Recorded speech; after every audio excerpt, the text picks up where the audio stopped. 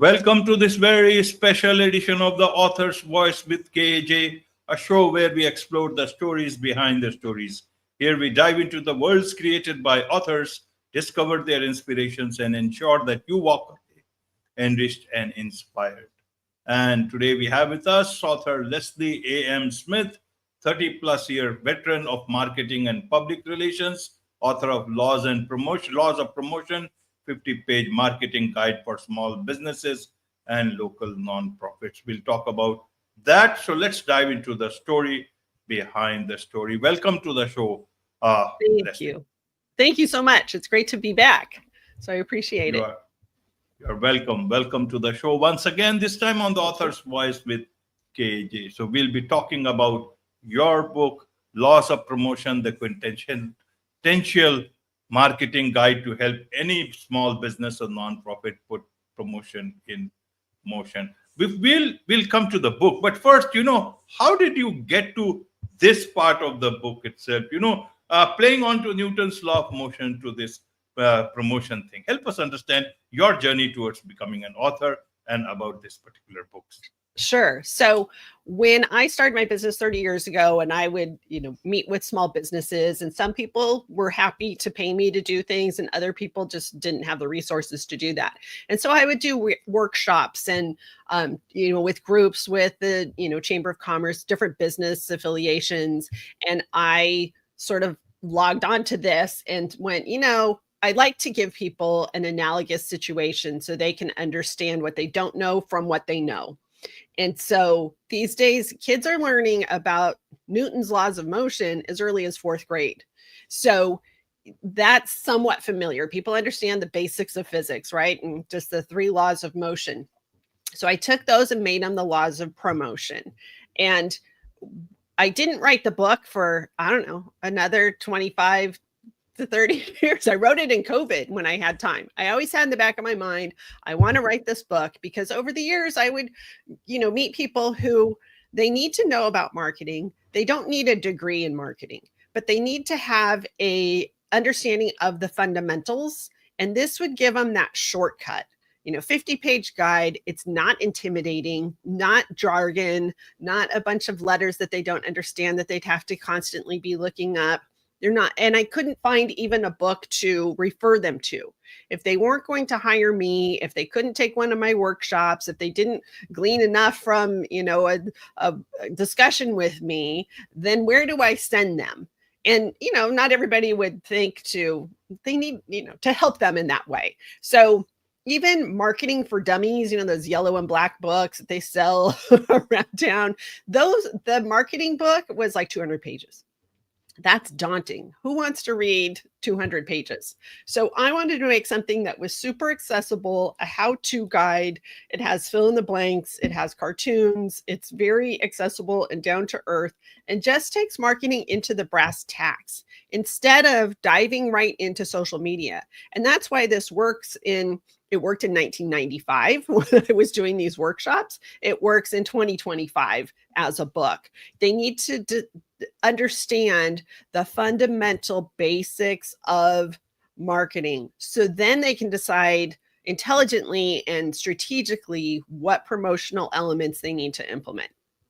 So diving into the product, the price, the place, and the promotion first, and then getting into those simple laws. Yeah. Absolutely.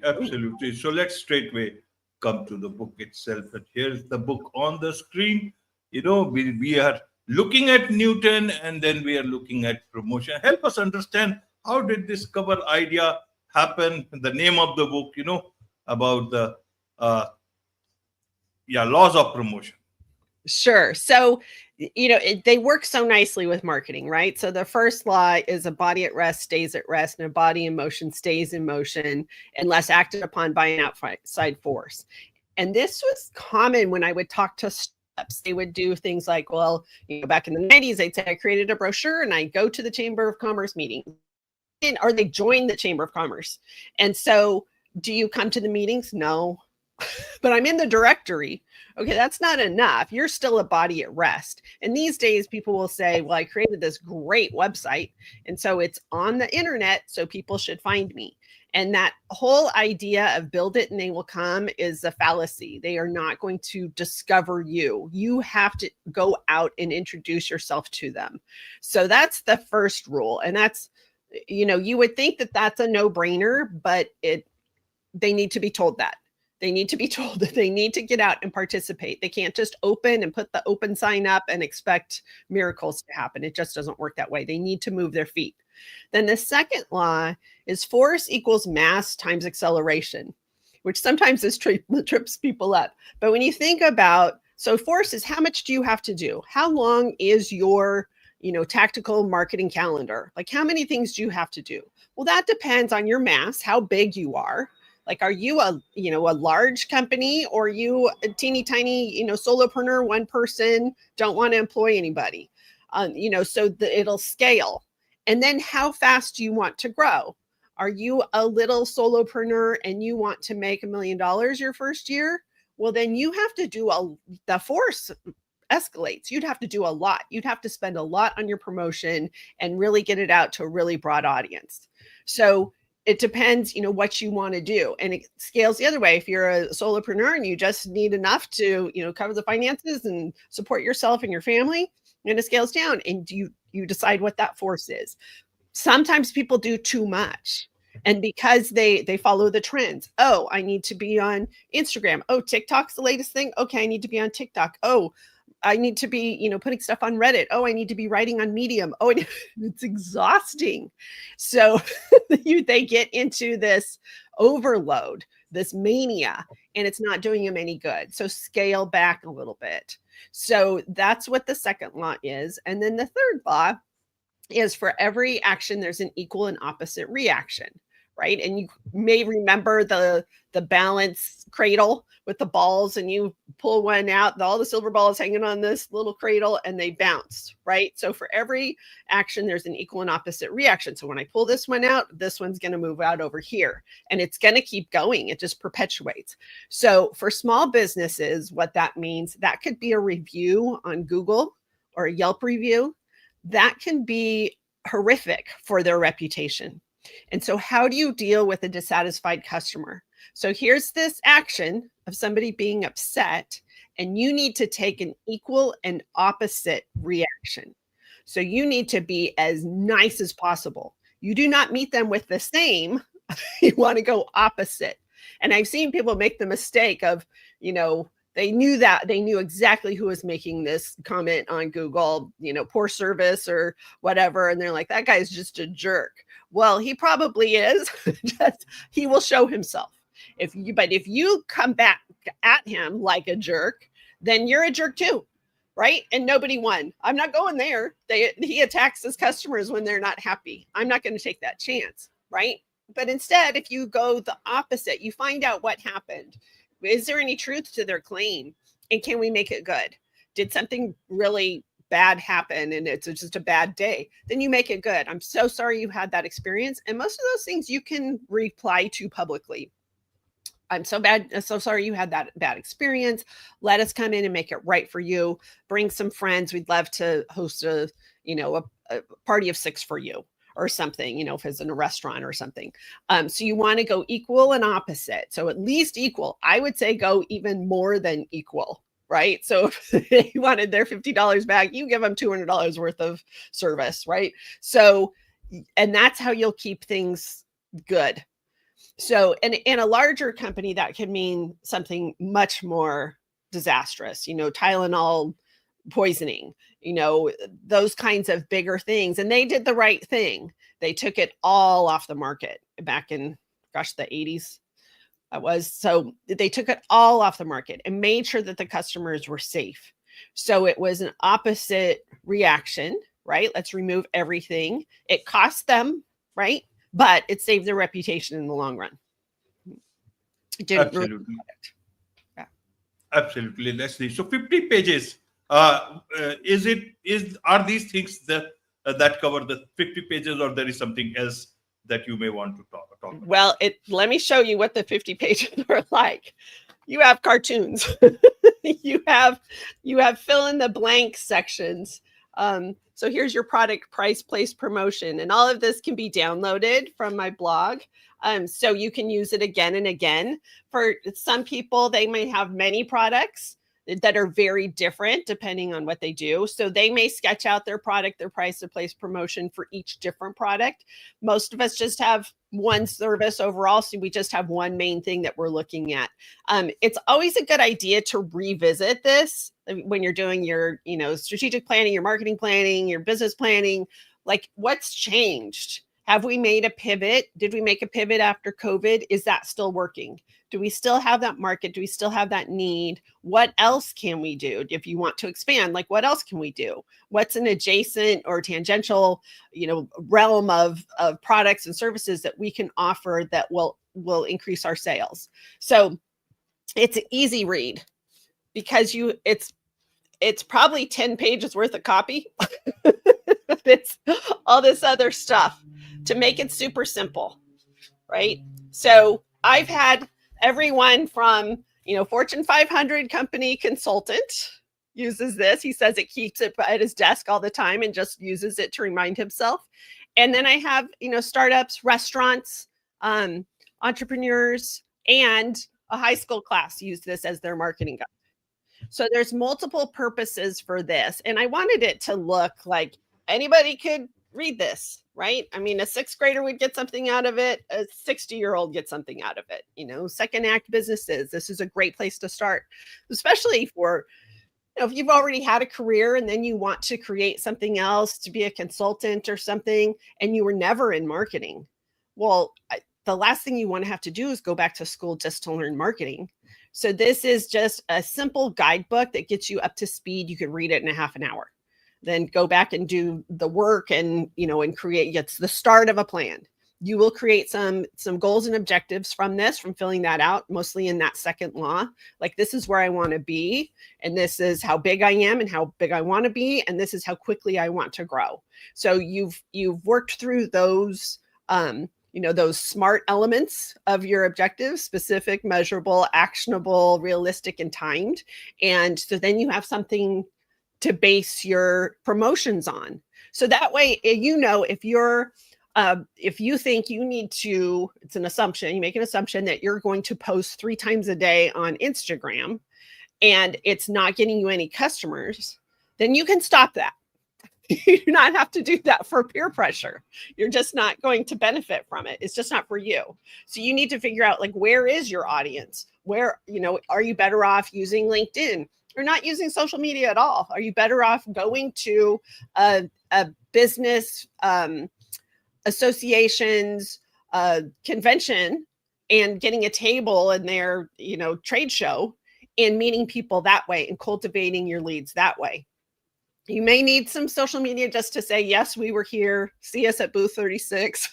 That's a good use of that tool. But until you know where you want to go and how quickly, you won't know what promotional elements to use. And you may just spin your wheels and, waste time if you don't lay those things out first. Absolutely. Absolutely, Leslie. How did you promote this book then? Did you use your... I did. So it was, I launched it in, I think it was 2021. So it was November of 2021. So we were still in shutdown for a lot of the area. And so it was a lot of word of mouth. I sent out a press release. And because I'm in public relations, a lot of the local press, did me a favor, did me a solid. I had one who teased me. It's like, oh, you're using it all, aren't you? I'm like, heck yes, I am. Talked about it to different groups that were meeting on Zoom, made myself available to, like, Rotary groups, which are international. I'll go to any Rotary group and talk about it. Created a mini workshop that they could do it in 20 minutes. Like, just sketch out your thing. And that's a perfect breakfast or lunch speaker for any organizations, groups. Then put myself out there a few other places where they brought me a certain, some chambers of commerce brought me in, they bought the books. I, created the deck, and presented it that way when we were able to meet live again. I did a couple of those via Zoom. And now I have an on-demand class called Boost that is based on the book. And people can find that at mccormickla.school, and they can enroll in that. And it's on demand, work at your own pace. It's 3 modules that follow those 3 laws, and talks a little bit more about evaluation too. So you have to be evaluating, or you won't know what is working and what isn't. And in the book, there's a case study, and it's a brewer. So he's brewing beer in his garage, and then it shows his growth, his journey through growing his business. And so that gives you a model of how these things work in real life. Absolutely. So this is one book. Any other book in the pipeline? Any other laws that you are touching them and bringing them onto your book? Yes, I think the next book, which I need to get out sooner than later, will be Einstein's Relativity of Branding. Wonderful. So we're keeping with that science theme. And branding is very relative. You look at, maybe a look that was popular in the 1950s would still work now, but now it's considered retro or vintage, right? So it talks about those things, and how branding is not just your colors and your font type, right? Branding goes throughout everything, and people forget that. They come up with some cute name for their business and a compelling tagline and great colors and a beautiful logo, and then they feel like they're branded, and then their services don't back that up. So then it becomes inconsistent. It sort of collapses. It's like having the frosting on a cake but no cake. It's going to collapse, right? The frosting needs to tell what's underneath, and it needs to be satisfying, right? You don't want to have, it's disconcerting if what you think is going to be there because of the, beautiful look is not there at all. They didn't deliver. It's more disappointing. Absolutely. So when is this new book coming out? I don't know. Pick a date and I'll try to meet it. Yeah, that's one of those things. And I think a lot of authors, well, maybe they do tell you, maybe not. Because I'm also a practitioner, those things have to sort of get written in the margins, right? 15 minutes here, an hour there, sit down and do it. And so it's in bits and pieces. I'm looking at my floor over here because that's where the binder is and some of the sketched out drawings and that kind of stuff. Yeah, I need to get to it. So it'd be great by the end of this year to get it done. Absolutely. Yeah. There's so much to learn about all promotions and all these things. And I'm sure a lot of people would want to connect with you, not only for what they can learn, also for Boost course that you are having, an online class that you are having, and also perhaps for the next book. What's the best way for them to do so, Leslie? Sure. My main website is mccormickla.com, and I'll spell it. It's mccormickla.com. And if you go to like books and resources, it'll click through to the Amazon page for my book. If you go to classes and trainings, it'll click through to the classes over at, which is mccormickla.school. So either way, you should find everything you need there in that one main place. And if not, you can always email me at leslie@mccormickla.com, leslie@mccormickla.com. Wonderful. With this, it's a wrap on this very special edition of The Author's Voice with KAJ. Thank you so much indeed for joining us. Thank you so much. This was wonderful.